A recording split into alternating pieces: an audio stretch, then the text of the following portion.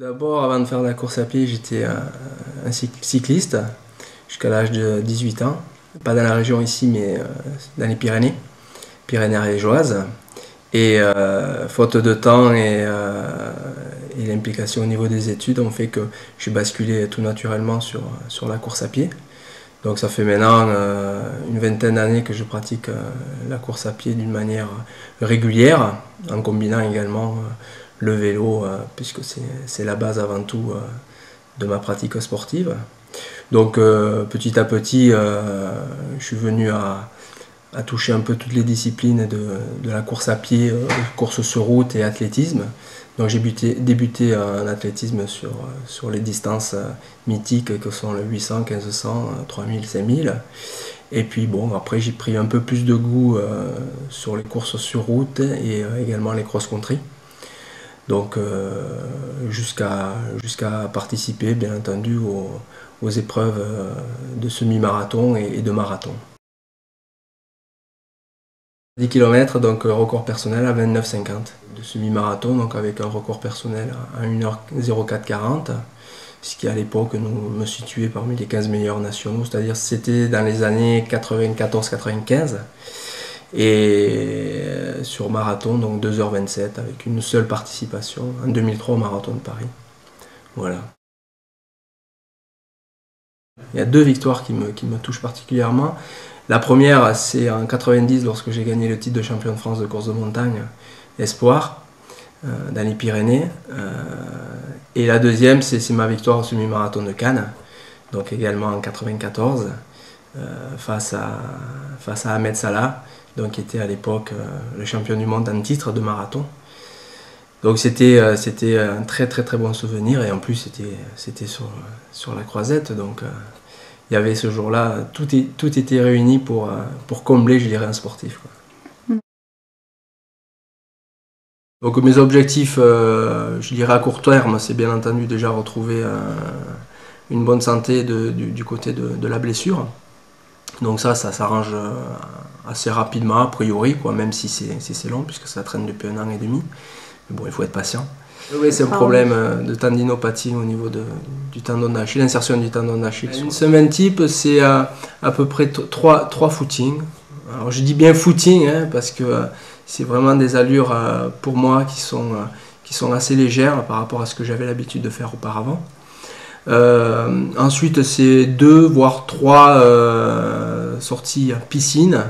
Donc là aussi, c'est léger dans le sens où je suis vraiment un débutant en natation, mais j'y prends de plus en plus de plaisir. Et le reste du temps, c'est soit du vélo de route ou quelques sorties VTT également. Et puis bon, le week-end, lorsque il fait beau, ça m'arrive d'aller faire des balades en montagne, donc soit basse montagne, soit également haute montagne. J'espère pouvoir au moins faire la saison de cross avec l'équipe senior au club de courir en Pays de Grâce.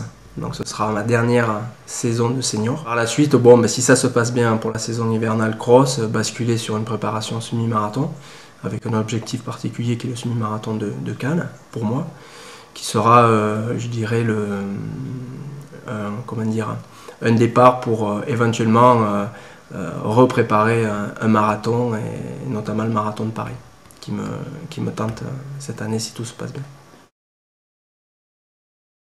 J'ai très envie de pouvoir recourir à un bon niveau, mais bon, sans vraiment aller chercher les grosses perfs, parce que je sais que malheureusement je les referai certainement pas. Bien entendu, le fait d'avoir touché maintenant la natation me donne vraiment très envie de faire du triathlon. Et j'ai des envies de montagne aussi qui me trottent dans la tête. Et j'ai des copains qui en font, et voilà, voilà, il y a des idées, des objectifs. Le Mont Blanc, par exemple, avec des copains qui sont au club d'ailleurs. Donc non, il y a beaucoup de choses à faire. Donc on va déjà se remettre en condition physique, et puis on verra dans le futur comment ça s'organise.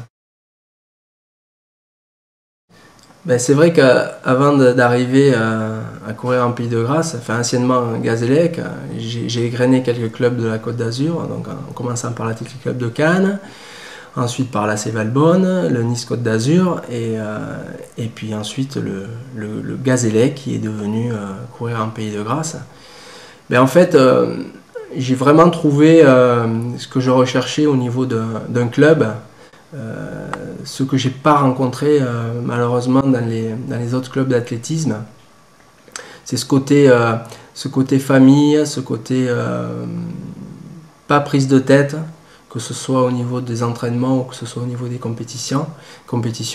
Et puis le côté humain, c'est-à-dire que on peut dialoguer entre nous, on peut avoir des idées, échanger des idées. S'il suffisait d'aimer, je ferais de ce monde un rêve, une